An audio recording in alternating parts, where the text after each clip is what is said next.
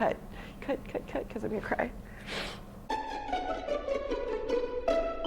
Vicki, Dallas, Texas. I want to learn how to make the best me, play up my strengths and play down my weaknesses and make me look better, make me feel good about me. I was at work and I got a text from my sister-in-law who was traveling in Switzerland, and she and a friend Kim decided to come, and they said, you're coming too, so here I am. I've been wanting to do it for a long time, but I also recently got a divorce. So I'm starting a new life. Cut, because I'm gonna cry. That's okay. It's not okay. It's what it is. It's your releasing, and which is a good thing. Yeah. So we're going to make you so beautiful and wonderful as you are. All right, let's have a good time today. Oh, we are going to have a good time.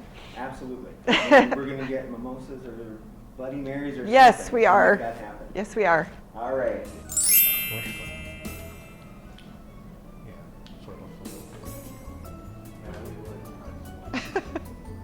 I want to present me.